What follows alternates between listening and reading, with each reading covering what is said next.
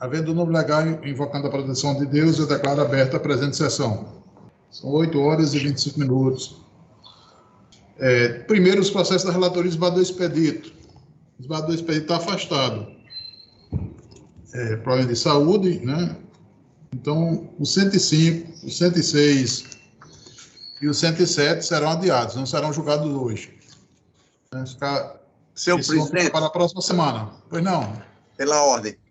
Ele é um processo que eu pedi vista também. O desembargador Expedito já participou do julgamento, já lançou o voto, embora tenha ficado aberto.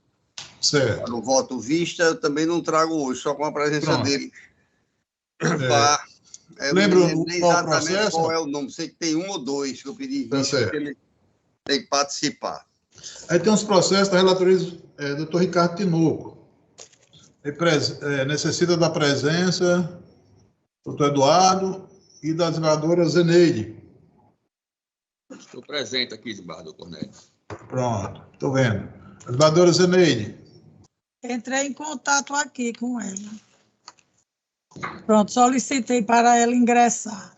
Bom dia, excelências. Bom dia. O processo da gente aqui também é do doutor desembargador Ricardo Tinoco, é o da pauta 110. Tá certo, vamos julgar o 108, depois o 109, depois o 110, viu?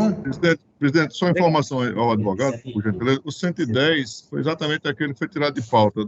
Foi tirado de pauta. Foi, exato. Pronto. Então, retirado de pauta, doutor. Não vai ter julgamento hoje, o 110, viu? Tá bom, obrigado, excelência. Bom dia para vocês. Bom dia, senhor presidente. Se o senhor puder me tirar uma dúvida, eu agradeço. Anesiano quem fala é o seguinte. O processo hoje seria apenas julgamento com extensão de pauta, porém, ele é da relatoria do desembargador Expedito, que já lançou o seu voto. Aí, nesse caso, fica suspenso também. Qual o nome, doutor? Porque eu não estou lembrando. Aqui só teria o 105, que é Coteminas, o 106, que é João Fernandes Dantas, e o 107. Esse do Socorro Dias.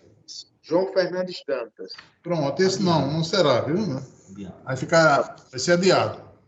Obrigado. Não. As desembargadoras, porque está aguardando aí a doutora Zeneide entrar.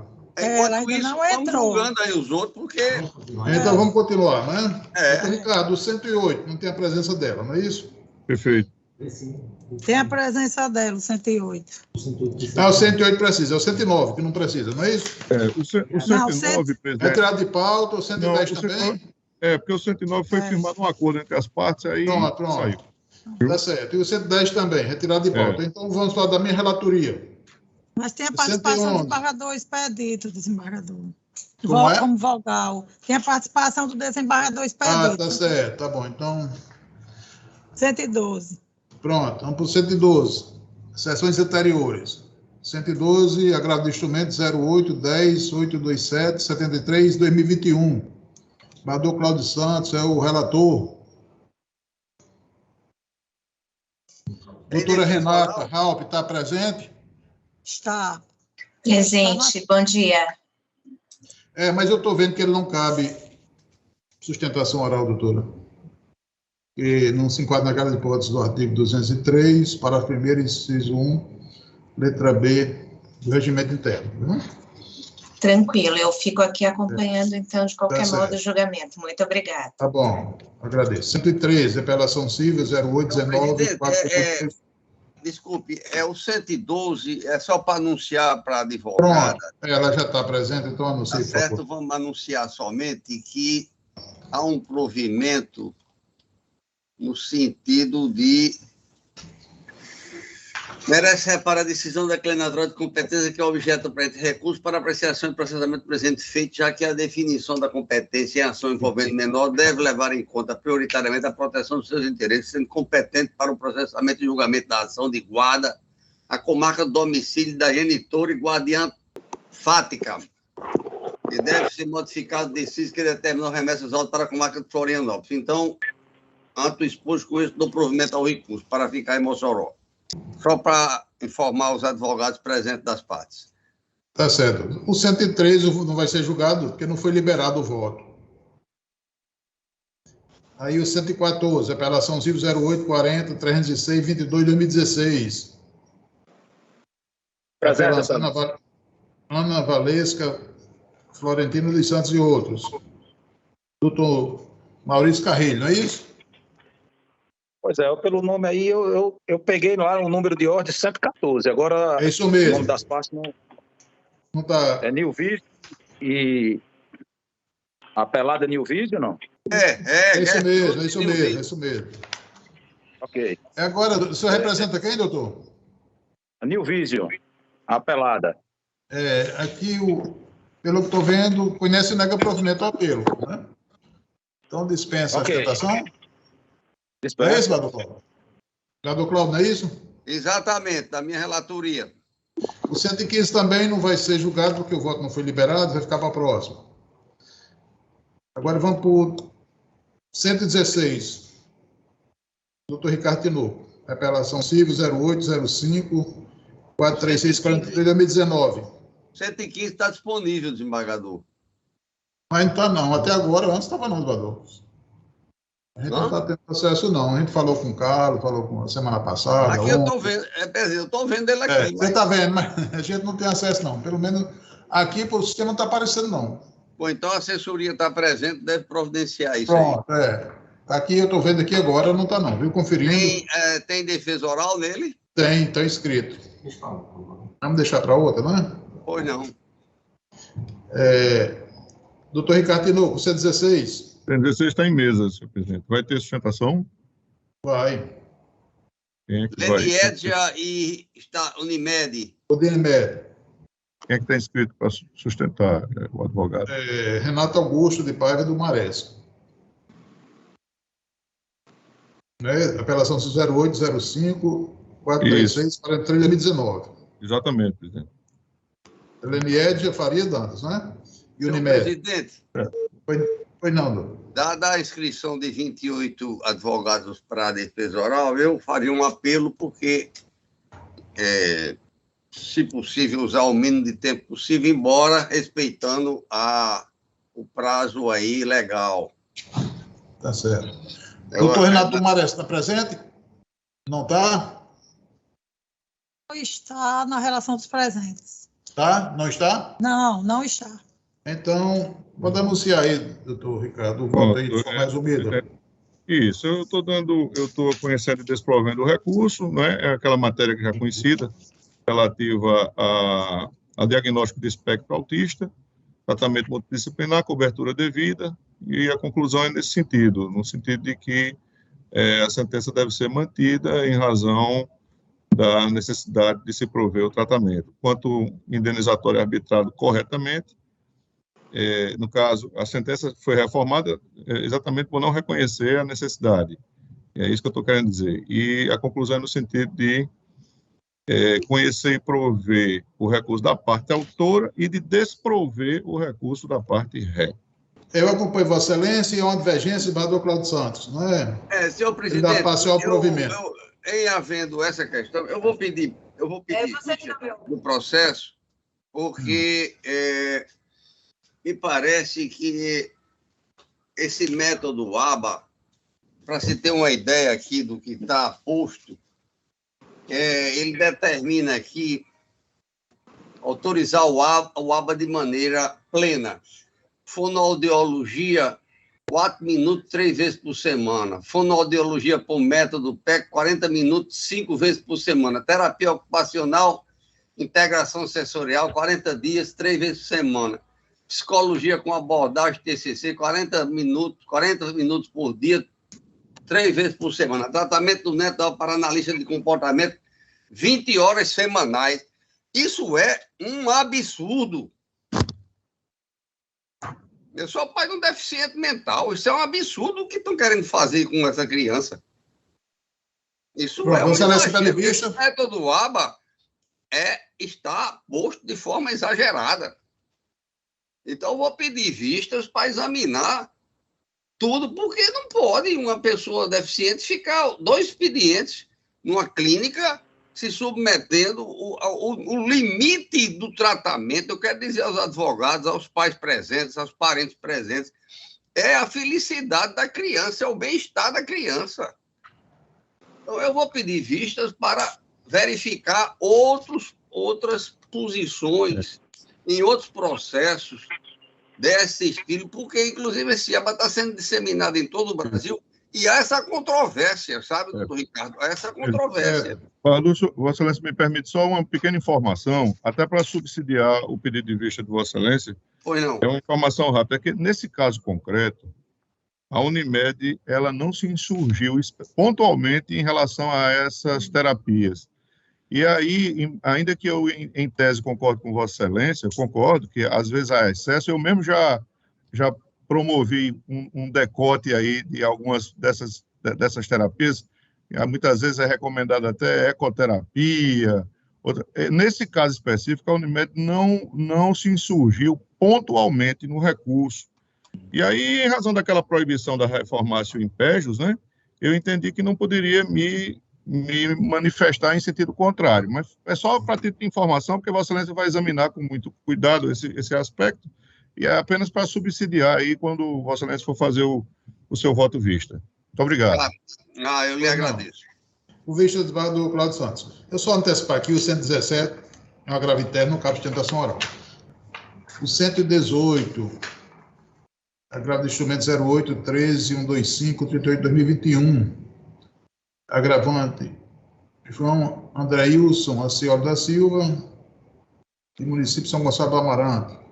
Doutor Caio Frederico, está presente? Doutor Caio Frederico? Não está? Pronto, está julgado. Não está. 119, agravo de instrumento 08, 131, 26, 23, 2021. Agravante, Tiago de Lima Bezerra, o advogado Caio Frederico, do município de São Gonçalo do Amarante. Está agravado. Não está presente, então também está julgado. O 120, apelação civil 08, 58, 096, 14, 2019. Apelante, município de Natal. Apelado Nelson Luiz Fagiato Silveira. Advogado doutor Ivan de Moraes. Doutor Ivan, se não me engano, eu vi por aí. Doutor Ivan, você representa quem, doutor? Eu, Nelson, apelado. O apelado, né? Isso, o Nelson. voto está... Conhece e nega provimento ao apelo. Negando provimento ao apelo? Sim. Então tá bom. Os demais estão acompanhando. Então, a unanimidade, tá certo? Negando seguimento ao apelo. Tá ok. Obrigado, hein? Conhece e nega provimento ao apelo. Viu? Perfeito. Desembargadora Zeneide, nada? Nada, ainda não. Obrigado. Então vamos para Ele está numa reunião. Tá certo. O 121. Apelação civil 0822 482 79 2018. Apelante Banco do Brasil e apelado Ícone Engenharia e Construções Limitada. Doutora Elizabeth, está presente? Elizabeth Agra Duarte de Lima. Está presente? Não está presente, embaixador. Então está julgado. O 122, apelação civil 000686558-2010. Apelante Sebastião Rodrigues Leite Júnior. O advogado é o mesmo, doutor Sebastião. E apelado Valmir Francisco da Silva. Está presente? Não, doutor Sebastião Rodrigues Leite. Não, então está julgado.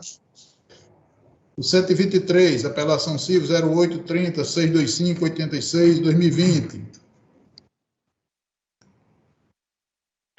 Apelante Niagara Lemos Freitas Amâncio Abrantes. E apelado Unimed Natal, Renato Augusto de Paiva do Maresco, advogado. Está presente? Não está presente. Bom dia a todos. Bom dia. A primeira... Doutora Zeneide. Tá bom. Então está julgado o 123. 123. Vamos parar aqui, vamos dar o lado da desembargadora Zeneide. É o 108. Advogado inscrita nesse 108, apelação 0804 813 52 2019. GM Representações e apelado em Bracon. A advogada está presente, doutora Maria Isabel? Não, tem Isabel, mas é outra. Doutora Maria Isabel Costa Fernandes Rego não está presente. Não está presente, né? Então, o Estado data diz o seguinte: após o voto do relator, conhecendo esse provento do recurso, acompanhado pelo desembargador Cornélio Alves e o voto divergente do Cláudio Santos, foi determinada a convocação de outros julgadores, nos termos do artigo 942 do CPC. E os outros dois são a desembargadora Zeneide e o doutor Eduardo, que estão presentes. Pois não. Posso Doutor Ricardo, votar? não tem sustentação oral. Pois não. Como é que a desembargadora Zeneide vota? Posso votar? Eu acompanho o relator, senhor presidente. Acompanha o relator. Doutor Eduardo? Igualmente, acompanho o relator. Acompanha o relator. Então fica por maioria, não é? Vencido, desembargador Cláudio Santos. Está julgado. Eu peço licença para me retirar, porque... Muito obrigado. Os dois outros... Doutor Eduardo também. Senhor presidente, Obrigado. Bom dia a todos. Bom dia. Tchau, Bom dia. até mais tarde. Bom dia. obrigado, Cornélio. Pois não.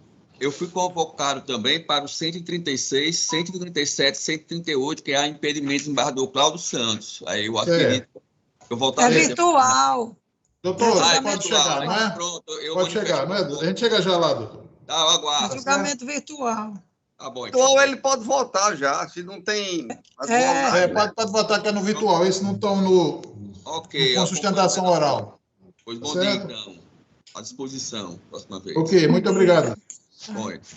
Nós paramos no 123, não é? O 124, dando continuidade. Apelação CIV 08-00060-88-2021. Apelante Marta Norberto Dias. E apelado, claro. O advogado é Marlon Adriano da Silva. Está presente? Doutor Marlon? Não está presente. Então, está julgado. O 125, agravo do instrumento 08-13-303-31-2021. Doutor Bruno Henrique de Castro, está presente? Esse desembargador. O 125, agravo do instrumento. Agravante, as iniciais DL, DRM e agravado Unimed Natal. Não se encontra presente. Então, está julgado. Vamos para a pauta do dia agora. Relator desembargador Cláudio Santos. Qual o número? 9. Agravo do instrumento 08-07-994-82-2021. Agravante Melina Jusceara de Lima e Silva e Paiva. E o agravado Eduardo Rique da Silva, Francisca Neuma Silva de Lima e outros. O advogado doutor Marcelo Henrique Souza Torres, está presente? Mas esse também não cabe sustentação oral. Eu estou vendo aqui que ele não se enquadra na cabeça do artigo 203 de regimento interno. O 26, a sequência, apelação CIV 08-14-552-39-2020. Unimed. Doutor Murilo, está presente?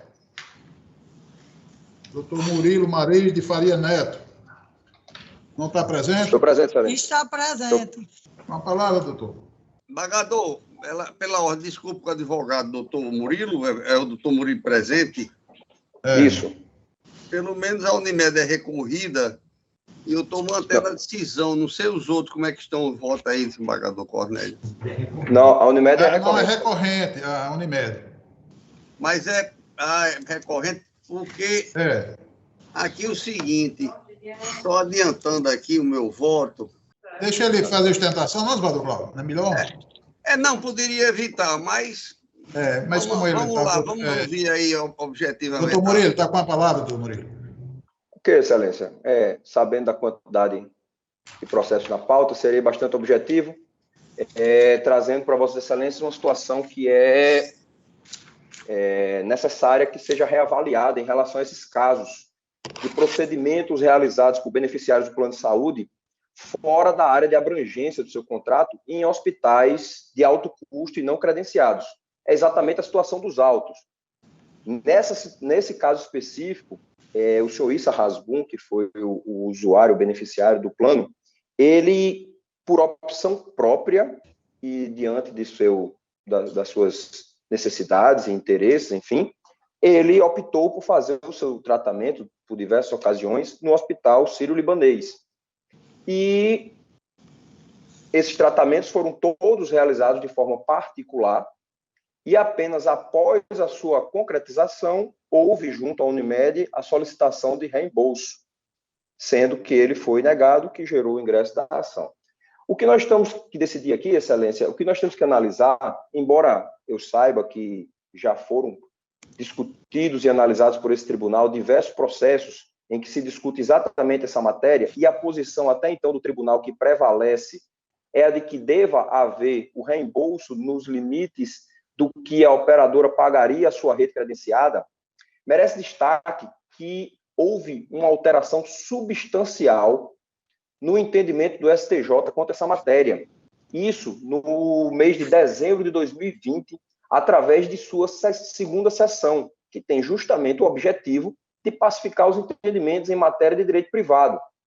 Naquela oportunidade, mais precisamente no acórdão, no EARESP 1459849, que está transcrito aí na apelação da Unimed, o STJ, dando aplicação ao que estabelece o artigo 12, inciso 6 da Lei 9656 do Plano de Saúde, deixou bastante claro sua posição unificada, no sentido de que o reembolso de despesas médico-hospitalares realizadas fora da rede credenciada se restringe a situações excepcionais do artigo 12, inciso 6. E quais são essas situações, Excelência? O artigo 12, inciso 6, fala expressamente que o reembolso das despesas médico-hospitalares efetuadas pelo beneficiário com tratamento ou atendimento de saúde fora da rede credenciada só deve ser admitido nas hipóteses excepcionais, ou seja, quando há urgência ou emergência no tratamento, ou quando fica demonstrado que a rede própria da operadora a qual o beneficiário é vinculado não possui a capacidade ou a possibilidade de realizar aquele tratamento específico, sendo necessário se deslocar a um outro centro ou a um outro hospital. Esse entendimento, repito, foi de dezembro de 2020, posterior à maioria das decisões desse egrégio Tribunal de Justiça do Rio Grande do Norte sobre a mesma matéria, a qual, repita-se, entendia que deveria haver o reembolso nos limites do que a operadora pagaria na sua rede credenciada. O STJ foi mais restrito, aplicou o que estabelecia exatamente o artigo 12, inciso 6 da Lei 9656, e disse que apenas nas hipóteses excepcionais é que há o reembolso, e em qualquer hipótese nos limites da tabela, que é o que estabelece a norma. Senhor presidente, eu posso mais uma vez interromper o doutor Murilo? Senhor presidente, esse voto que está posto está errado. Sim. Meu entendimento aqui, votado diversas vezes, eu vou retirar o processo e o voto. É que só deve ressarcir o que a Unimed gastaria aqui, em Natal. Tenho votado N processos dessa forma, tá? Houve um equívoco aqui da assessoria e, infelizmente, passou. E lá tá certo. É por isso Badu, que eu o senhor traz na próxima, então, Badu? Do defesa oral. Doutor Murilo, eu voto sempre que a Unimed só ressarça o que poderia ter gasto aqui em Natal nos hospitais conveniados. Eu sei, Excelência. Só para esclarecer, já que o senhor... E aí é liquidação de sentença, de acordo com a tabela.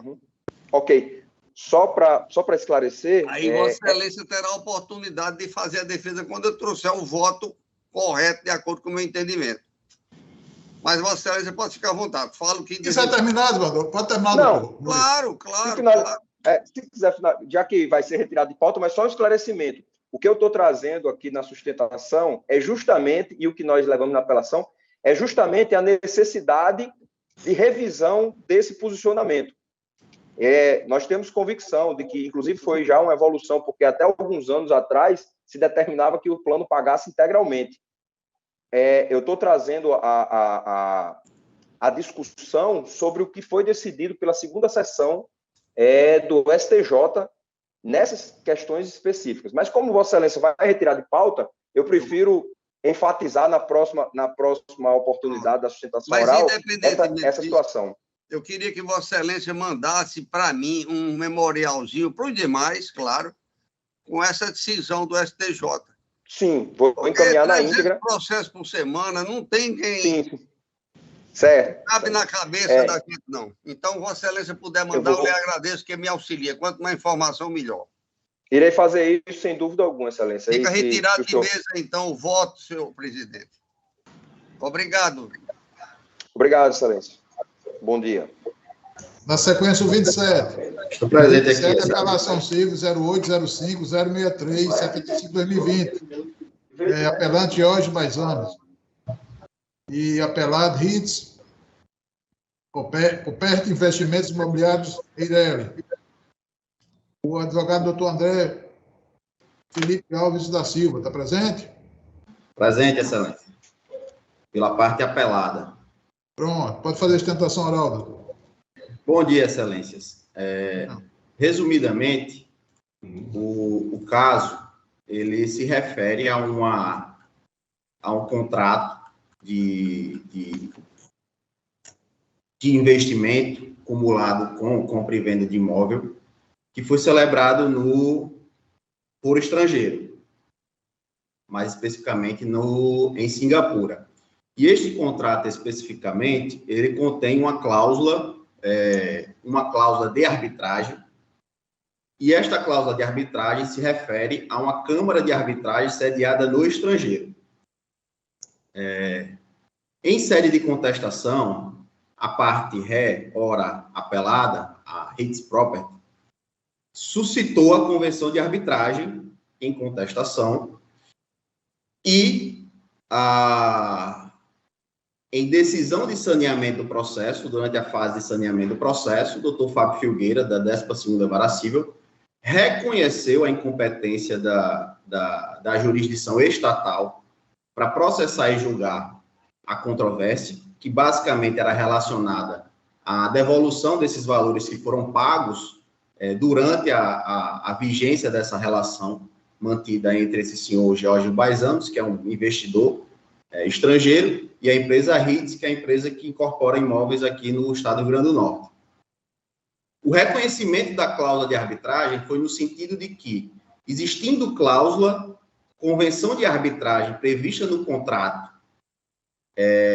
em que se discute a validade desta cláusula, porque a parte autora, a hora apelante, havia alegado que o fato da empresa vendedora estar sediada no Brasil e as negociações terem sido realizadas relativas a um imóvel sediado também no Brasil,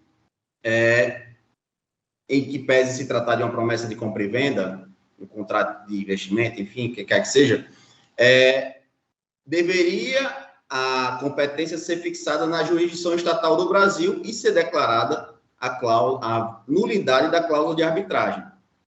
E quanto a esse ponto, a sentença foi muito clara, basicamente em levantar 2 pontos para afastar a competência da jurisdição estatal do caso. O primeiro ponto, isso aí já é fato público e notório, Excelências, é a histórica jurisprudência que já existe sobre essa matéria, no sentido de que, havendo fixação de cláusula de arbitragem em contrato entre particulares, em que não há nenhuma das hipóteses previstas na legislação de se afastar a possibilidade de aplicar essa cláusula, a jurisdição arbitral ela tem precedência sobre a jurisdição estatal, inclusive no que diz respeito à discussão se seria competente ou não a jurisdição arbitral para julgar a matéria. E aí, pelo fato de existir essa cláusula de arbitragem, não poderia a parte autora ter provocado a jurisdição estatal sem antes ter ajuizado a necessária ação perante a Câmara de Arbitragem competente para analisar a questão da validade ou não desta cláusula. E foi exatamente o que aconteceu, tanto que a parte autora não questionou essa competência. Então, o primeiro ponto seria, e isso é amplamente referendado pela jurisprudência do Superior Tribunal de Justiça, de que não poderia a parte autora, a hora apelante, provocar a jurisdição estatal para discutir este contrato com a empresa Ritz, em razão da existência desta cláusula de arbitragem. E ainda que se discutisse a nulidade desta cláusula, a sentença apelada, ela colocou como critério subsidiário para extinguir o processo por incompetência o fato de que a cláusula de foro também era referente ao foro estrangeiro. Então, caso a discussão da arbitragem, ainda que fosse praticamente impossível, porque a parte autora não colocou nenhum ponto minimamente plausível para justificar essa alegação de nulidade, que somente seria na hipótese de uma cláusula patológica, a cláusula de eleição de foro ter sido sediada no estrangeiro também afastaria a competência da jurisdição brasileira pela aplicação do artigo 25 do Código de Processo Civil, que diz que quando há a previsão de cláusula de eleição de foro estrangeira em caráter exclusivo, que seria o caso, porque a cláusula deixa muito claro que a jurisdição competente seria a jurisdição sediada em Singapura, a título exclusivo e não a título concorrente, a cláusula deveria ser, a jurisdição competente deveria ser fixada no estrangeiro. Esse é o que prevê o artigo 25, e o STJ também referenda essa posição e de vários precedentes que foram, inclusive, citados na sentença apelada. Então, excelências, a questão foi decidida mais ou menos, né, diante desses dois pressupostos, e em apelação, eu trago como preliminar das contrarrazões, a parte apelante, ela não se preocupou em questionar esses dois pontos trazidos na sentença apelada e se limitou a alegar tão somente o fato de que o contrato previa a possibilidade de jurisdição concorrente, porque existia alguma outra cláusula no contrato prevendo que poderia haver, caso fosse necessário, e diante de uma especificidade, a jurisdição no foro brasileiro, sendo que, excelências, este fato específico da existência da jurisdição de foros concorrentes não foi trazido na petição inicial, excelências. Por isso que, em sede de contrarrazões à apelação, foi suscitada a preliminar de não conhecimento do recurso, justamente porque a causa de pedir formulada na petição inicial, ela não trazia a questão da existência de foros concorrentes, mas tão somente o fato de que a empresa sediada no Brasil, o contrato se referia a um imóvel que seria adquirido no Brasil, mas que isso poderia, de alguma forma, gerar uma deficiência no acesso à justiça, enfim, em relação à questão de acesso à jurisdição. Mas a existência de foros concorrentes não foi fato alegado na inicial. Então, o primeiro ponto trazido em contrarrazões seria de que a apelação não deveria ser conhecida, porque o fato sequer foi julgado em primeira instância. O fato foi alegado tão somente em razões de apelação. E os dois segundos pontos, excelências, são basicamente reiterar o que a sentença de apelação trouxe, justamente porque esse senhor é um investidor estrangeiro que não provou hipossuficiência e que, na verdade, seria muito mais eficiente para a questão da resolução do conflito que essa matéria fosse julgada no estrangeiro, porque ele é residente no estrangeiro. Então, se existe uma cláusula estrangeira, principalmente uma cláusula arbitral, que é a mais adequada para esse tipo de situação, em que há uma certa paridade entre as partes envolvidas, tem que ser mantida a autonomia da vontade e o foro eleito pelas partes. Isso aí é uma jurisprudência já histórica de anos e anos, excelência, sobre essa matéria. Inclusive, há precedente do STJ que julgou um caso do tribunal daqui, em que fixou essa questão da impossibilidade de se alegar uma aparente hipossuficiência para afastar a precedência da competência atribuída à jurisdição arbitral. No RESP, se vocês me permitirem, só apenas para fim de registro, no RESP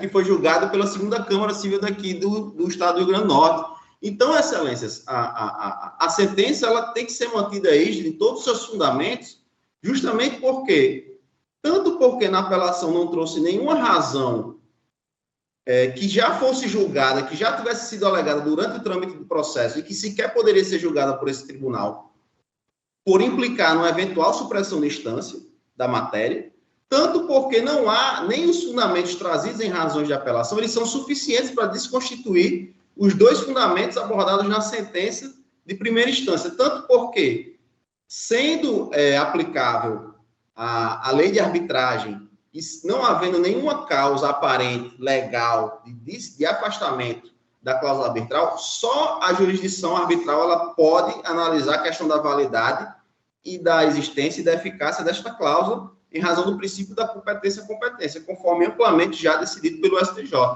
E em sede subsidiária, ainda que a cláusula arbitral fosse reputada nula, o que não há nenhum motivo para se fazer, a cláusula de foro estrangeiro também deveria prevalecer sobre a cláusula de foro concorrente, justamente porque o Código de Processo Civil trouxe essa matéria para evitar conflitos, no sentido de que a matéria poderia ser eventualmente julgada tanto no Brasil como no foro estrangeiro.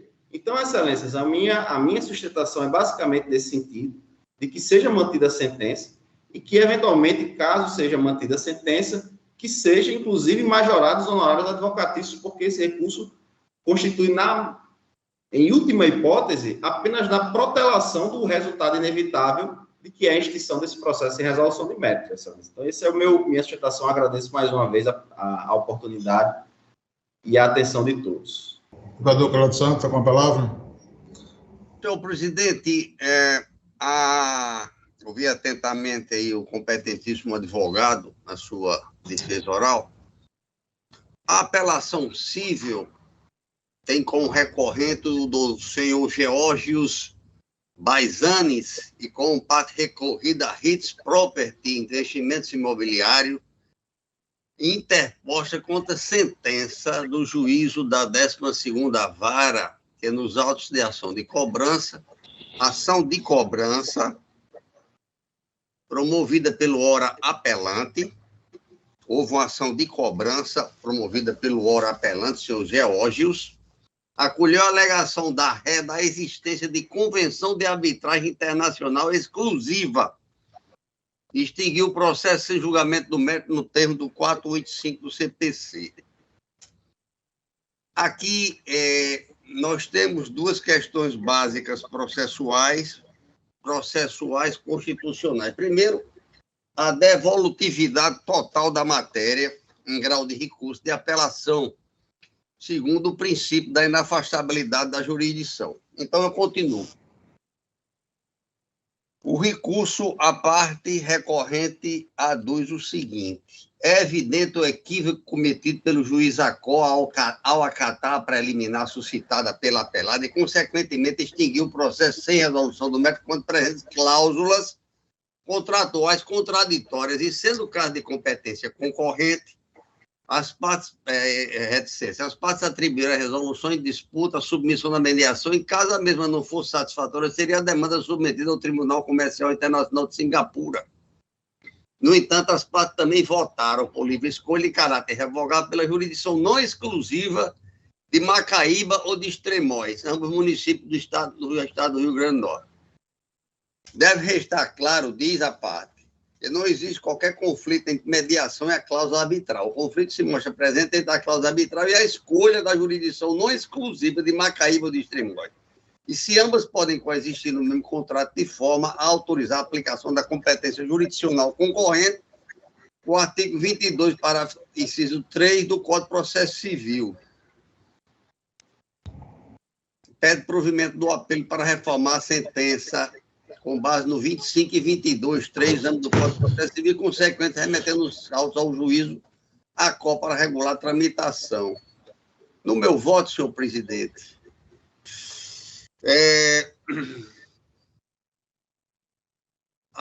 o foco é exatamente isso, se há a convenção exclusiva ou a disponibilidade pela possibilidade de julgar aqui. Eu já vejo, com toda a franqueza, nessas relações privadas, se jogar logo uma dúvida se é Extremóis ou Macaíba, independentemente do Tribunal Arbitral Internacional. Né? Então, eu continuo aqui.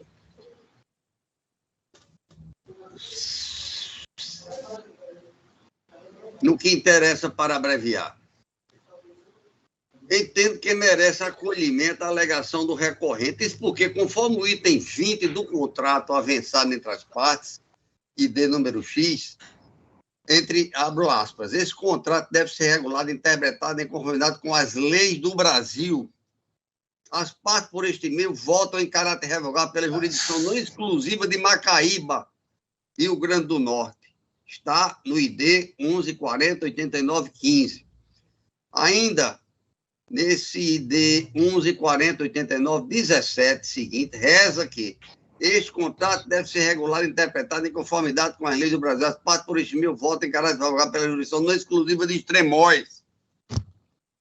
Eu não entendi muito bem essa dúvida que eles criam.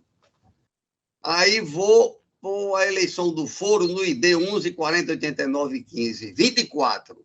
As partes acordam primeiro em submeter quaisquer litígios que possam ter a mediação em Singapura por resolução, e caso a mesma não seja satisfatória, então cada parte, por esse meio, submete de forma irrevogável quaisquer disputas à jurisdição excluída do Tribunal Comercial Internacional de Singapura, e tal sentença pela SIC será final e vinculante, porém, isso não vai significar que a jurisdição dos tribunais de Singapura ou Brasil ficará inaplicável quando necessário na lei. Então, há um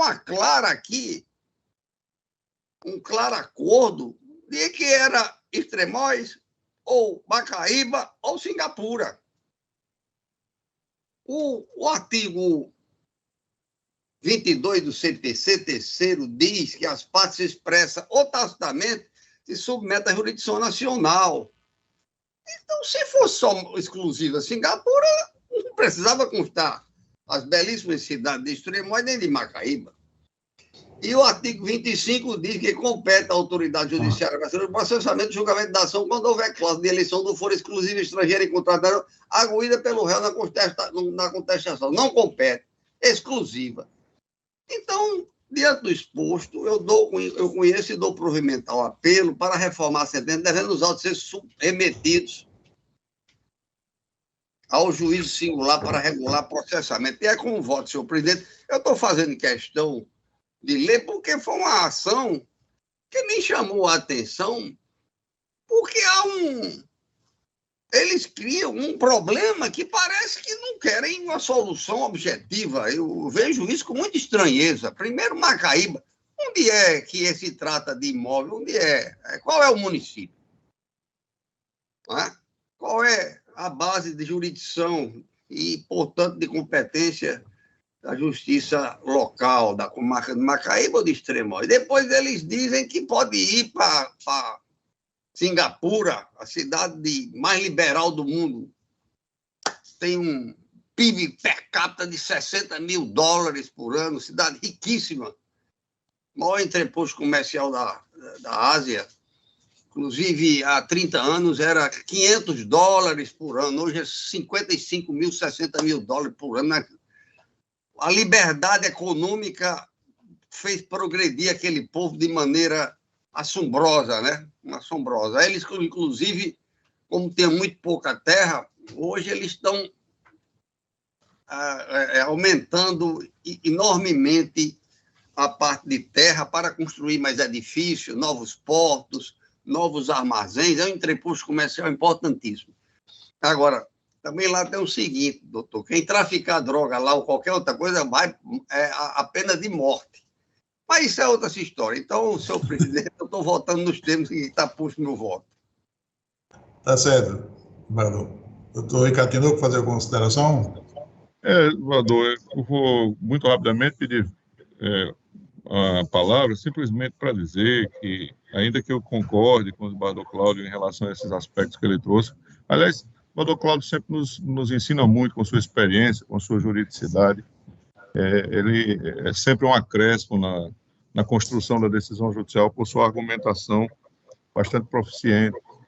Mas o que eu percebi é que, na verdade, a questão de fundo, acerca da qual controvertem as partes, reside mais na preferência ou não que a cláusula de arbitragem assume frente à jurisdição nacional. E quero crer que o STJ já realmente se postou nesse sentido de compreender que a cláusula arbitral confere à jurisdição estrangeira prioridade e antecedência sobre a jurisdição nacional em questões como essas. Por isso que, com todas as vênias e rendendo todas as homenagens às excelentes razões lançadas no voto do relator, eu estou consignando minha divergência em razão desse ponto, por considerar que a cláusula arbitral tem preferência sobre a jurisdição do Estado brasileiro. Era só, senhor presidente, bem economicamente, para não atrasar mais o voto da excelência é pelo conhecimento e desprovimento do recurso, é isso? Perfeitamente. Obrigado. Perfeito. Pronto, eu acompanho Vossa Excelência e então fica o seguinte, a Câmara, em turma, por maioria de votos, conhece do apelo e nega provimento, né? Vencido o relator, que dava provimento a recurso para a forma da sentença, remeter os autos ao juiz singular para regular processamento. Vamos aguardar aí a extensão do julgamento. Ok, doutor? Obrigado, senhor. Na sequência, o 30, apelação civil 08-49-903-78-2017. Apelando Brazilian Securities, Companhia de Securitização. O apelante Capucho, também, Satélite Incorporação Limitada. E o apelado Carlito Pereira de Lima. Doutor Luiz Cláudio Melo está presente? Bom dia, excelência. Bom dia. Você representa quem, doutor? Eu sou advogado apelado, senhor Carlito. Apelado. Então, o voto aqui, conhece e nega provimento ao apelo. Está acompanhando, os demais estão acompanhando. Excelência. Pronto. Muito obrigado pela atenção e um bom dia a todos. Bom dia. Na sequência, o 32, apelação civil 0808-614-73-2019. Apelado Clube de Seguros Mongeral. Apelado Roberta Fernandes da Silva. O advogado doutor Lázaro Roberto Silva Júnior está presente? Não está, desembargador. Então está julgado. Na sequência, da relatoria doutor Ricardo Tinoco. 57, doutor Ricardo Tinoco. Grado de instrumento 08-06-543-22-2021. É mesmo. O advogado está presente? Está a doutora Priscila. Doutora Priscila. Está com a palavra, doutora. Bom dia a todos. Cumprimento aqui nessa sessão. Se trata de um agravo de instrumento. Não sei qual seria o voto da turma, mas já deixo aqui manifesto as minhas razões. Esse agravo de instrumento faz referência a uma ação de família, uma ação de alimentos com guarda, onde a requerente, a genitora, ela pleiteia guarda unilateral, pagamento de todas as despesas suas e integrais da filha, e aí eu sou advogada do genitor, do requerido. E me habilitei no processo no dia 31 de março de 2021, tendo os 15 dias para apresentar a defesa. E somente em tentar apresentar a defesa eu não consegui, por ter a secretaria elaborado uma certidão, constando que já teria decaído o prazo, né, para eu poder contestar. E realmente o prazo não foi constado em dias úteis, não foi constado o prazo correto, foi um dos motivos da razão desse agravo, porque é uma decisão que pode vir trazer muito prejuízo a uma criança. E hoje a gente avalia sempre a questão do melhor interesse da criança, da guarda compartilhada. Reforço que já tem vários processos apensos ao processo originário, onde já foi deferido guarda compartilhada, redução de percentual pelo tribunal, do percentual de aplicação, porém, no que tange à defesa, o direito dele foi cerceado, direito do genitor. Eu constei também, juntei no agravo a certidão da serventuária da Justiça, a petição, e o dia que eu me habilitei aos autos, me habilitei de 31 de março, e tem uma certidão aqui, certidão de revelia, no dia 13 de abril.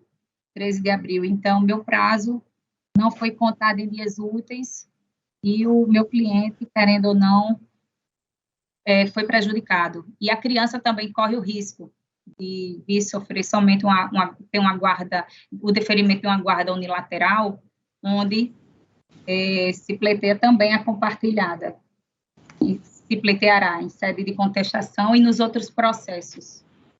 Então, essa aqui é a minha manifestação, deixando para que seja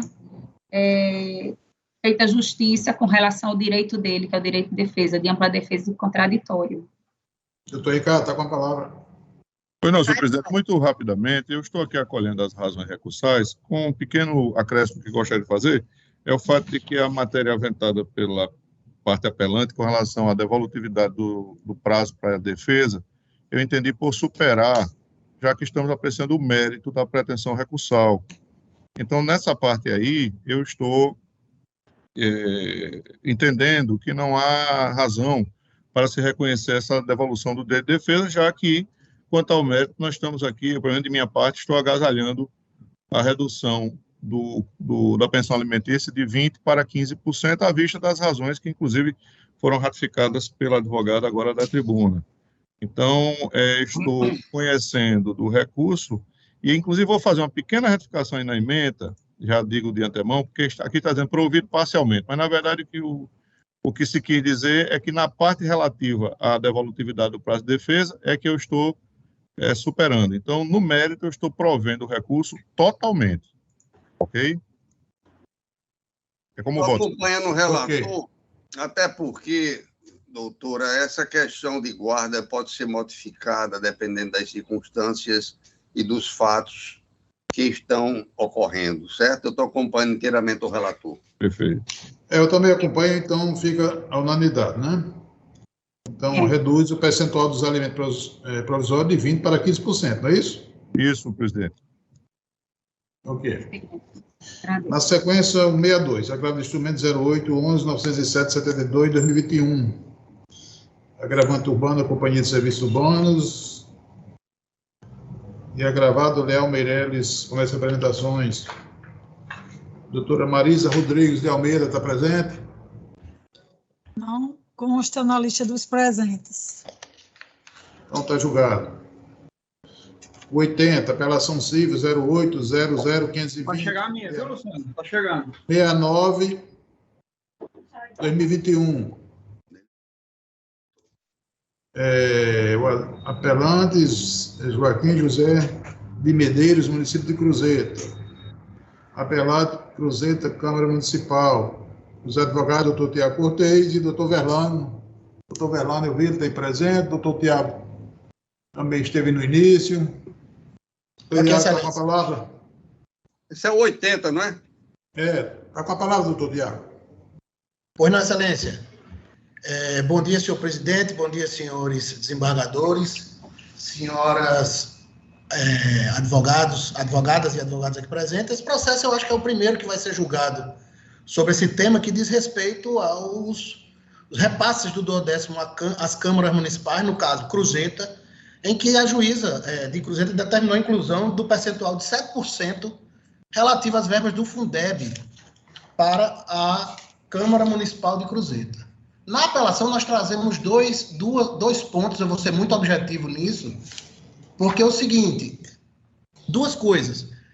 Primeiro, porque os repasses, o índice de cálculo que deve incluir o Fundeb são somente as receitas de recursos próprios. Isso está sendo decidido pelo Supremo, está sendo decidido pelo STJ e já tem decisão, inclusive, do desembargador Amilcar neste tribunal, nesse sentido. Então, o que é que diz o desembargador Amilcar? Assim, a contribuição municipal ao Fundeb, isto é, aquela custeada com recursos próprios, deve integrar a base de cálculo do 12º ao Legislativo Municipal, conforme assentado pelo STF. Isso não significa dizer que os recursos federais e estaduais recebidos pelo município e destinados ao Fundeb devam ser incluídos na base de cálculo, que é o que parece pretender, no caso ali era agravante em sua ação. Tanto que o pedido do agravo é para que seja inclusão imediata de todas as verbas relativas ao Fundeb. Então, o que é que está acontecendo? As câmaras municipais, depois do julgamento do Supremo, estão montando uma tese dizendo que o reparto do 12º tem que ser adicionado a 7%, porque incluiriam-se as verbas do Fundeb relativas aos repasses federais e estaduais, o que não é viável. Primeiro, porque é um orçamento anteriormente aprovado, E segundo, porque já decidiu o Tribunal de Contas, o STF e outros tribunais que esses 7% não integram essa base de cálculo do Fundeb. Isso aqui já tem decisão, inclusive, do desembargador Cláudio Santos suspendendo a execução de liminar, também dando efeito suspensivo a recursos, inclusive também do desembargador Expedito. Mas o que eu trago de outro ponto aqui nesta apelação é o seguinte: a sentença deste processo, ela diz o seguinte: o dispositivo determinar a inclusão na base de cálculo dos repasses ao legislativo das receitas relativas ao Fundeb à razão de 7%, recebidos no ano de 2020, a partir das parcelas vincendas, observando que tal repasse deve ser efetivado diretamente a impetrante sob pena de aplicação das medidas coercitivas. Não há previsão de repasse para 2022 no comando sentencial. Então, a apelação, além de surgir que as verbas são indevidas, a apelação também se insurge sobre o fato dessas verbas se inserirem em 2022. Este é o pedido da apelação. Primeiro, não há cabimento de inclusão das verbas do Fundeb no repasse do 10 da Câmara de Cruzeta. Segundo, o comando sentencial só diz respeito aos repasses de 2021, não estendendo automaticamente ao ano de 2022. Por isso, pede provimento à apelação, Excelências. Agora, doutor Verlano. Pois não, presidente, tudo bem? Tudo bem. Está com a palavra, doutor. O primeiro... O som está ruim, estou escutando. É o artigo 1013 do Código Civil. Doutor Tiago traz uma tese nova. Qual é? Que é o quê?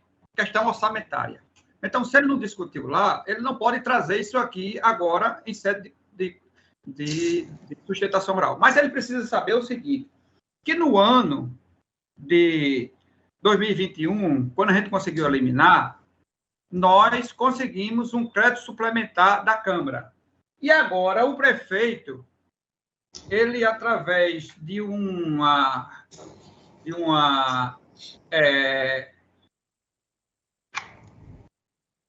documento, aonde ele já mandou um crédito suplementar reconhecendo a verba do Fundeb como não está no orçamento da Câmara. Então, é o seguinte, então são coisas distintas. A gente tem que discutir o que foi feito, que chama-se o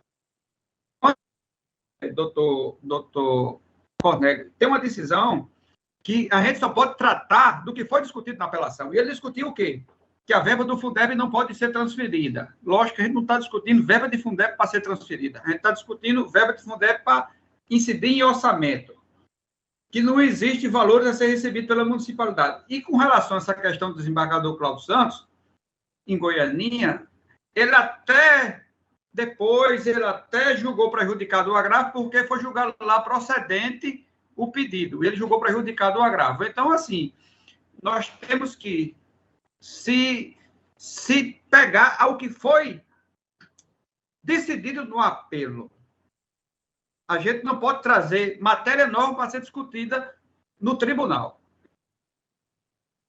Então, assim, o do recurso e a manutenção da sentença, como realmente foi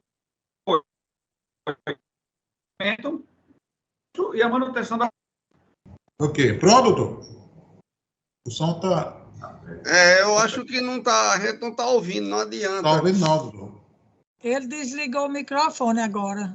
Tem que desligar, porque então, também você ouvir... Será que ele já terminou, Jaqueline? Desembargador Cláudio, está escutando ou não? Agora sim. Terminou, não foi? Desembargador Cláudio, está me escutando, desembargador? Está me escutando agora. Terminou ou não, doutor? Não. Eu quero saber se o desembargador Cláudio está escutando. Eu estou escutando entrecortado sempre, tudo. Não, eu estou dizendo o seguinte, desembargador Cornélio. Nós temos que discutir o que foi realmente levantado na apelação, pelo 1013. O colega, embora eu respeite muito ele está trazendo questão orçamentária que, inclusive, já tem uma verba complementar para que a gente possa pagar o duodécimo da Câmara, que o prefeito no orçamentária. Isso é questão de direito.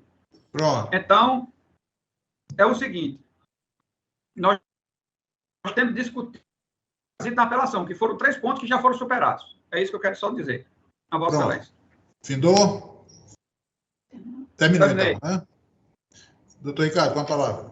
Pois não, senhor presidente, a matéria, ela demanda uma análise bipartida, né? Existe essa questão de ordem processual, que não pode passar desapercebida, assim como a questão de fundo a respeito da qual controvertem as partes em relação ao repasse das verbas que compõem essa repartição de receitas constitucionais e que se discute a incidência ou não do percentual alusivo ao Fundeb. Com relação à parte processual, eu quero dizer, desde já, que em se tratando de um recurso que foi interposto na fase de cumprimento de sentença, ainda que em sede de cumprimento provisório, não há como se supor a possibilidade de se conferir suspensividade aos efeitos da sentença mandamental, fazendo uso da apelação.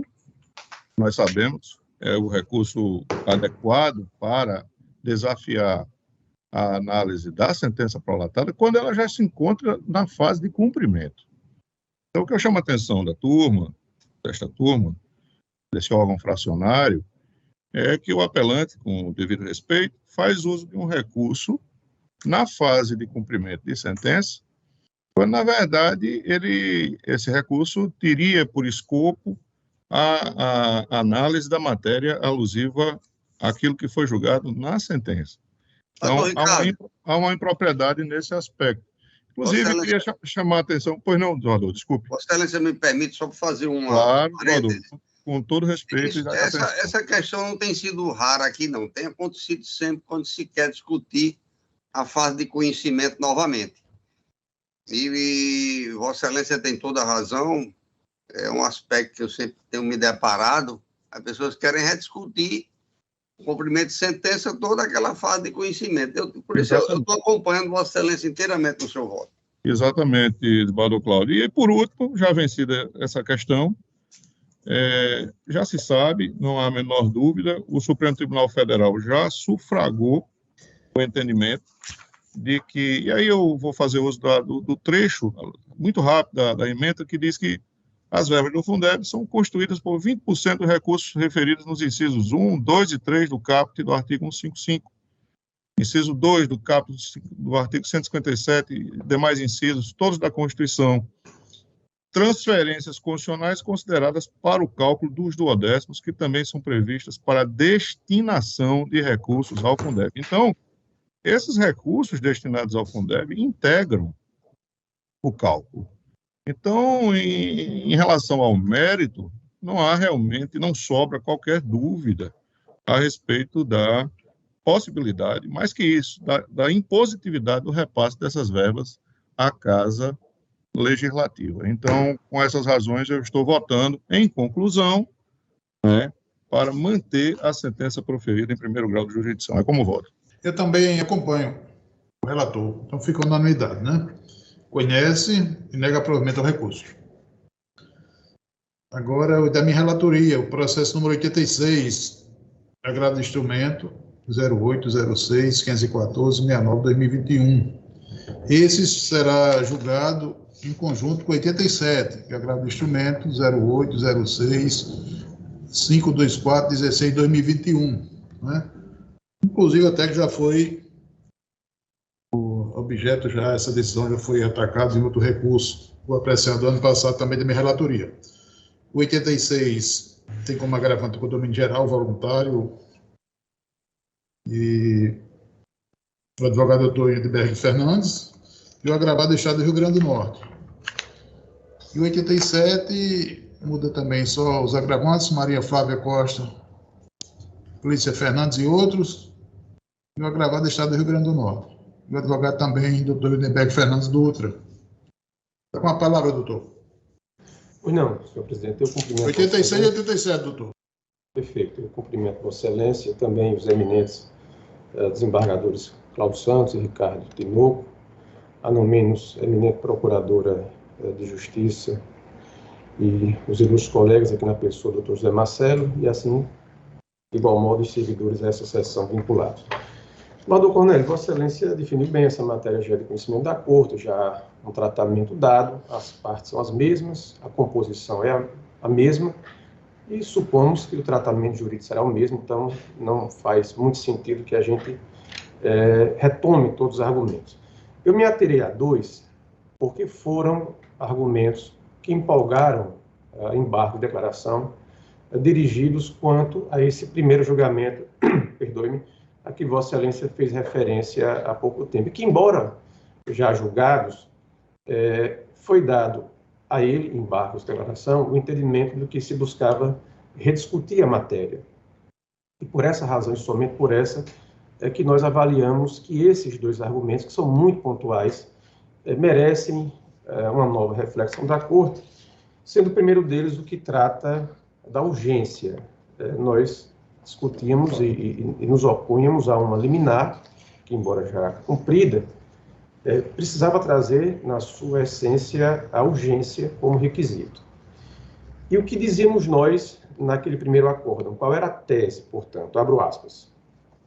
Não existe urgência atual, se é que algum dia existiu, que autorize a emissão provisória na posse do imóvel que se pretende desapropriar. O tribunal afastou essa tese com o seguinte argumento, abro aspas, a demora para a efetivação da ordem judicial pelos mecanismos do Poder Judiciário e não pela inércia do recorrido não pode ser utilizada em desfavor deste para justificar a revogação da emissão na posse anteriormente deferida ou obstacular o cumprimento desta.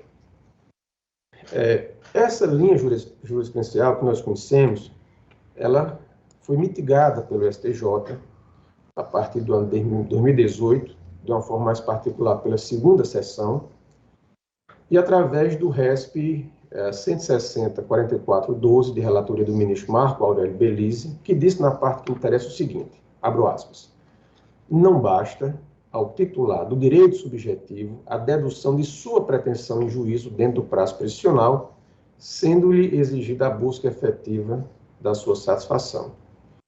E agora, mais recentemente, o Tribunal de Justiça do Rio Grande do Sul, apoiado nessa linha de orientação do STJ, disse também na parte que interessa o seguinte, a morosidade cartorária deve constituir causa exclusiva para o decurso de prazo prescricional. Tal não é o caso quando o credor assiste passivamente ao decurso de prazo, no caso correspondente quase ao dobro do período prescricional, sem providência alguma, ao menos para revelar-se diligente ao acompanhamento do feito e afastar a configuração de sua desídia. Isso foi na apelação civil 0025-134-94-2007, publicado em 11 de junho de 2019, relatoria do desembargador Ferdinando Nascimento. E por que esse aspecto é relevante para este caso? Porque o Estado pediu e obteve a emissão na posse, e como marco inaugural, eu trago aqui o ajuizamento da ação, foi em julho de 2015, mas essa decisão ela só foi levada a efeito quase 6 anos depois. E entre o deferimento e o efetivo cumprimento, em somente uma ocasião, o Estado dirigiu um pedido de providências que foi 3 anos depois, o próximo disso, de obter a medida, e o fez para solicitar que houvesse a expedição do mandado. Então, a interpretação que fazemos é que este caso concreto, ele se amolda em tudo e por tudo a jurisprudência que afasta a responsabilidade do judiciário quando há uma inércia do titular do direito. E um segundo, e não menos relevante ponto, está na tese, que também foi levantada no acórdão, desculpe, no primeiro agravo, de inviabilidade da construção do anexo para ampliação da estrutura do Tribunal de Contas. E o que foi que disse o acórdão? Abro aspas.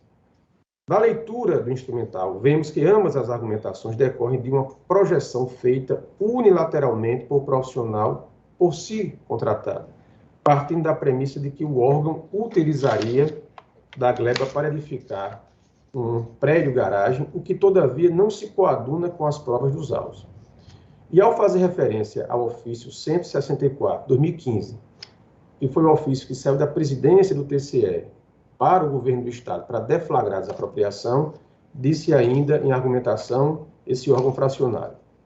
Abro aspas, ao contrário do que se faz constar nas ações visando a anulação do ato administrativo na origem, não se apresenta qualquer indício de que seriam edificados cerca de 23 pavimentos para a guarda, ao mesmo tempo e de forma integral dos veículos de todos os funcionários do TCE.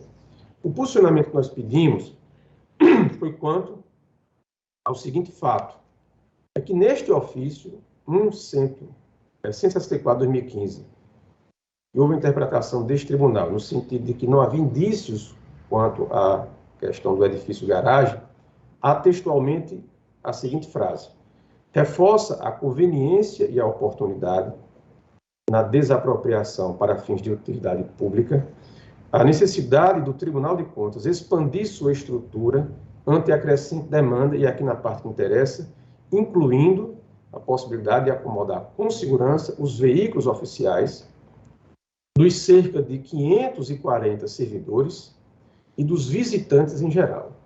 O que foi que fez o condomínio? Projetou esse cenário que se encontra textualmente reproduzido nos rigorosos termos em que aqui é anunciado. Então, esses 23 pavimentos são uma projeção da conveniência e da oportunidade que está caracterizada pelo documento que saiu da presidência do TCE, projetando o estacionamento para esse público. E daí por que nós pedimos um posicionamento sobre isso? Porque não se estará o tribunal aqui se substituindo, isso é verdade, na conveniência que é própria da administração pública, mas aferindo de uma forma muito objetiva se é possível aquele cenário por ela projetado. Então, com essas duas considerações muito objetivas, e agradecendo a atenção que é habitual de Vossas Excelências, é que nós pedimos uma melhor reflexão sobre esses pontos para que seja possível, a depender do tratamento que Vossas Excelências venham dar naturalmente, o provimento do agravo, seja para revogar essa decisão de emissão da posse, em virtude da ausência completa de urgência, seja porque o projeto que se pretende, ele é, como demonstrado nos autos, absolutamente inviável ou há sérias dúvidas nesse sentido. Muito obrigado. Doutor Zé Marcelo também está inscrito. Bom dia, Excelência. Com a palavra, doutor. Bom dia. Excelentíssimo presidente, a todos os embargadores, representante do Ministério Público, meu colega Indeberg e demais presentes. Muito bem falado, essa ação, só uma reprise rápido por parte do Estado e da Defesa. Essa ação de desapropriação de 2015, ela foi ajuizada, proposta, depositado valor, emissão de posse, expedido e o mandado que não foi assinado. Paralelamente, 3 ações pedem a invalidação do decreto, subscritas pelo mesmo advogado com partes diferentes. O condomínio, que gerou o agravo que foi julgado, por Vossa Excelência, como relator, e agora 2 ações também propostas, uma por Dr. Ives Bezerra e a outra por Flávio Corganha, mais 3 acompanhantes. Então, assim, as ações são exatamente com o mesmo objeto, os agravos do instrumento também seguem com o mesmo objeto. Chama a atenção disso, Excelência, porque o argumento na sustentação oral da inércia do Estado, parece que o Estado entrou com uma ação de desapropriação, não foi guerreado por 3 outras ações de invalidação que precisaram ser reunidas na primeira instância, objeto de audiência pública, de audiência de conciliação, e o processo, evidente, com uma dimensão de partes interessadas, ela gerou um componente de inércia não por parte do autor da desapropriação. Então, uma situação é inércia do Estado por ajuizar uma ação lá em 2015 e ficar simplesmente assistindo a cena, ou uma inércia gerada pelas partes adversas que levantam teses exatamente iguais a respeito de um fato e trazem ações de invalidação. Então, é preciso compreender um pouco até que ponto essa inércia suscitada por parte da parte agravante, ela se deve ao Estado por não ser compatível com os fatos. Tanto é que o Estado depositou o valor. Depositou o valor originalmente na primeira decisão que assim foi feita. Então, aqui o Estado, diante dessa argumentação trazida, né, refuta veementemente a parte agravante nesses termos. Em paralelo, também sustenta todos os argumentos. O decreto de desapropriação indica a motivação específica que assim deseja o Estado através de um órgão seu, que é o Tribunal de Contas, enfim, da pessoa jurídica do Estado, de exercer a sua intenção de ampliar suas instalações. E volto a sustentar o que disse o ano passado, me parece um pouco incompatível até com a realidade do Estado do Rio Grande do Norte, pretender que teríamos um edifício-garagem de 23 andares. Isso que está na petição do agravante. O Rio Grande do Norte sequer tem, talvez, um edifício-garagem que ultrapasse 4, 5 andares, Midway, o novo Tribunal de Justiça do Rio Grande do Norte também tem um edifício-garagem. Então, é uma ideia até um pouco fora de um ambiente de razoabilidade sustentar numa petição esse tipo de argumento. E, por fim, Excelência, também insistindo no desprovimento dos agravos, quero levar aqui ao conhecimento do Tribunal de Justiça que a ação de desapropriação, ela se volta a suprimir a propriedade de um terreno que foi dividido em 40 cotas, ou seja, não é apenas um proprietário, cujas 40 cotas, vários desses proprietários já se manifestaram na ação de desapropriação, que desejam, sim, que a desapropriação seja levada a desfecho, ou seja, que haja a conclusão da desapropriação do terreno. Com essas informações aqui trazidas, Excelência, mais uma vez, solicitando a Vossa Excelência que a relatoria siga o agravo, os argumentos que já foram lançados no agravo, que foi interposto pelo próprio condomínio Luciano Barros, que julgue pelo desprovimento desses 2 novos agravos, até porque eles seguem exatamente os mesmos argumentos. Se Vossa Excelência fez o acompanhamento das petições, elas são uma reprodução exata daquilo que foi já objeto de julgamento. Agradeço, mais uma vez, em nome do Estado do Rio Grande do Norte, a possibilidade de aqui expressar as razões do Estado nesse processo de desapropriação, que se espera realmente que tenha um desfecho favorável ao Estado. Bom dia, Excelência. Não, obrigado, doutor. A decisão está sendo questionada, analisada nesses 2 agravos, 86 e 87, é a mesma que essa Câmara já apreciou o ano passado, né?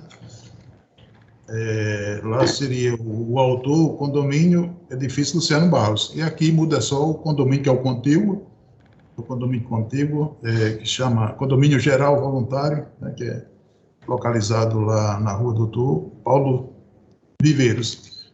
E o outro, 87, que é ajuizado, que é manejado pelos moradores. Mas a decisão é a mesma que a gente já apreciou o ano passado, inclusive conhecer e negou provimento ao recurso, já houve apreciação, desembargo e declaração também, que foram rejeitados, conforme o doutor Wildenberg mesmo falou, e eu estou seguindo a mesma linha do que já decidiu, né, meu voto do ano passado, no processo anterior, não podia ser diferente, né, por questão de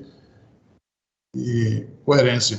Eu estou rejeitando as preliminares, tem uma preliminar de preclusão temporal, estou rejeitando, outra de ausência de eletricidade também, e da perda de interesse recursal, também estou rejeitando. E no mérito eu estou conhecendo e negando provimento a recurso, né, digo assim, mérito, demora para o cumprimento de medida judicial atribuível apenas ao Poder Judiciário, que não pode prejudicar o direito da parte. Alegação de urgência suficiente nos termos do artigo 15 do decreto número 3365 de 41. Indenização depositada em juízo, atuação da administração segundo critérios de conveniência e oportunidade, inexistência de ilegalidade a ser corrigida pelo Poder Judiciário, viabilidade da construção da obra que não se revela possível nesta etapa, impossibilidade de se afirmar tal fato com base em estimativa unilateral produzida por profissional contratado pelo agravante, presunção de veracidade e legitimidade dos atos do poder público, manutenção da decisão, conhecimento e desprovimento dos agravos, dos dois, do 86 e do 87. E pelo que eu estou vendo aqui o resultado, Os demais integrantes da turma acompanharam o meu voto. Então, fica unanimidade. Agradeço, Excelência. Bom dia. Bom dia a todos. Bom dia. Na sequência, o 93, apelação civil 08-35-388-67-2019. Apelante Luciano Rodrigues de Andrade. E apelado Policarpo Sistemas. O advogado a doutora Maria Emília Gonçalves de Rueda. Está presente? Não consta na lista dos presentes, Excelência. Então está julgado. 95, apelação civil 08-28-750-81-2020. Apelante Estado do Rio Grande do Norte e apelado Dinâmica, Investimento Imobiliário. Doutor Edinaldo Patrício da Silva, está presente? Doutor Edinaldo, Jaqueline, certifica, por favor. Não. Tem o Edinaldo, mas não é Patrício da Silva. Então está julgado. Na sequência, 99, apelação civil 0109-487-16-2013. Apelante Maria das Graças Freire Câmara. Apelado MRV Engenharia.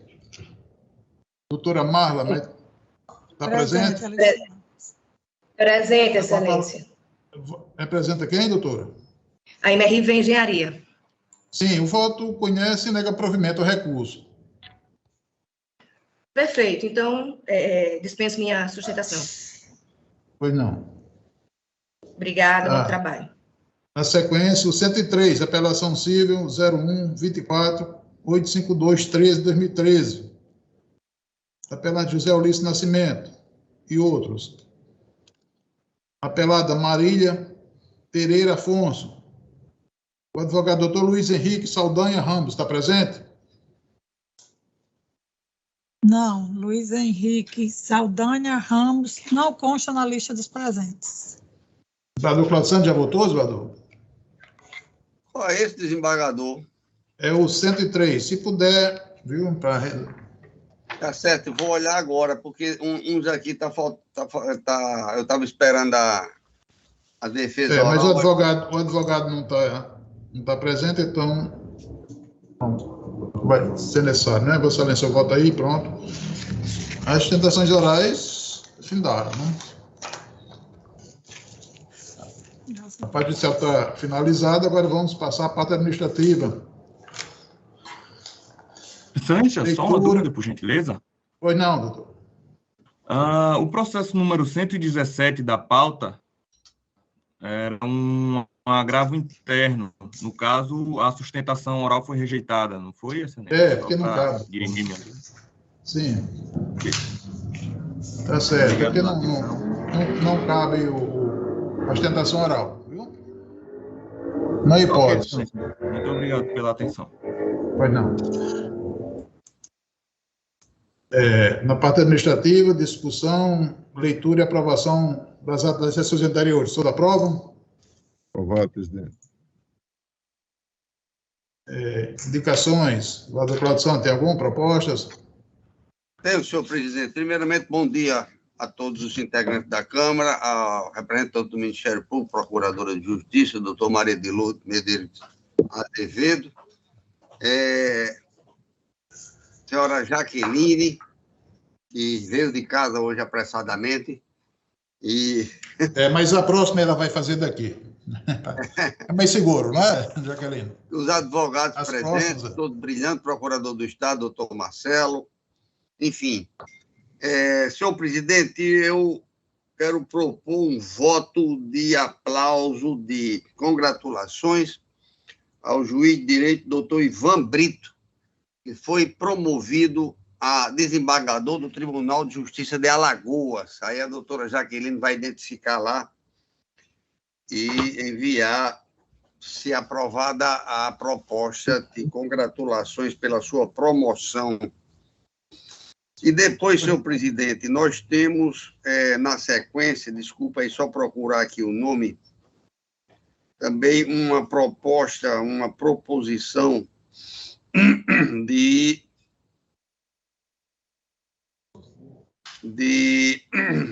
pesar pelo falecimento da doutora Isabel Fernandes de Góes Lopes, esposa do saudoso professor Severino Lopes, da Casa de Saúde Natal, a ser endereçada a seus filhos ali na sede da empresa, na Romualdo Galvão, Isabel Fernandes de Góes Lopes, que vem a ser parenta distante minha e do doutor Ricardo também.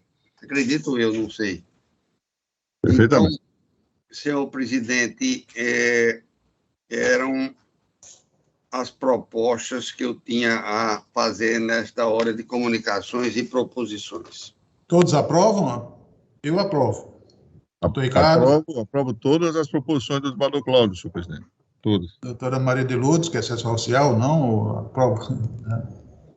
Eu não tenho proposição nenhuma. Doutor Ricardo tem É só seu, excelência. sim, tenho aqui. Estou esquecendo.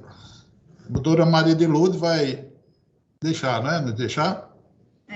Eu permaneço até o dia 31, não é? Mas como não vai tem ter mais... mais sessões por videoconferência, não é isso? Então, a minha moção de agradecimento, né? Sua presença aqui durante esse mês. Quero dizer que também me sinto honrada, excelência, de participar das sessões desta Câmara, que cumpre com rapidez e eficiência seus encargos. Tá bom, ainda bem. E também agradecer aí a presença da desembargadora Zeneide, doutor Eduardo Pinheiro, que estiveram aqui, né, na sessão. Eu não tenho mais nenhuma proposta. Doutor Ricardo, tem alguma? Não, senhor presidente, sem nenhuma proposição, só acompanhando todas as que foram aqui lançadas. Doutora Maria de Lourdes, dizer alguma coisa, doutor? Não, só deixar os agradecimentos, excelência. Também me congratular com a... Satisfação. Me congratular com a doutora Maria de Lourdes também, senhor presidente, só fazer o registro. Mais alguma coisa? Jaqueline, na próxima, no tribunal, né?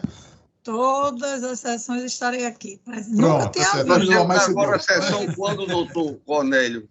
Daqui a 2 semanas, né? Dia 5, né, de abril. Vai ser presencial? Senhor presidente, não, na próxima não, na outra, né? Presidente, pela ordem, queria fazer só um registro. Eu tinha esquecido, mas gostaria de fazer o registro. Dia 1º de abril, eu estou entrando no período de férias, de gozo de férias, até o dia 20. Já comuniquei à presidência, pelo seu setor respectivo, para regular a substituição, e eu gostaria só de deixar consignado aqui, nesse momento oportuno. Tá certo, de 1º a 20, né? 1º a 20, Tá bom, então. Então... Vai deixar... Vai fazer falta. Com certeza. Ruim é quando não faz falta, né? Aí é complicado. E quando é alívio é pior ainda. Aí tá. Então a gente só vamos nos ver agora depois do dia 20, né, doutor? Isso, exatamente. Mas estarei aqui firme e forte, viu? Desembargador Cornélio, dia 5 será presencial aqui no tribunal? Não sei, não, de jeito nenhum. Não você que deve vir, né? Não, eu venho, é porque eu entendi que desembargador... Não, isso aí é coisa do presidente, o presidente decidir, não é? Certo, ainda não foi decidido. Só para alinhar, no STJ, eles estão fazendo presencial os processos que devem e podem e têm defesa oral. Agora, no STJ, conforme a notícia que eu coloquei no grupo do tribunal, aqui também, no Tribunal de Justiça ninguém decidiu nada, nem no TRE também. O TRE também já vai ser presencial, mista. E eu acho uma boa solução, apesar de ter ficado longe de casa, mas de qualquer maneira dá para chegar lá. Eu acordo cedo. Agora, Eduardo, essa sustentação oral, mesmo que a gente esteja lá presencialmente, nós, os componentes da turma, né? O da Câmara, eu acho que os advogados vão querer fazer sustentação oral, vão ter que estar lá. Mais cômodo, Mas sabe o que é que eu quero dizer? O que eu quero dizer é o seguinte, é que eles decidiram que os outros processos todos serão julgados sempre virtualmente. Eu estou aqui para qualquer coisa, presencial ou não. Eu também, eu estou aqui para trabalhar. Inclusive, eu estou no tribunal, né? Qualquer coisa. Tá bom, então. No tribunal, não, então, bom dia a todos.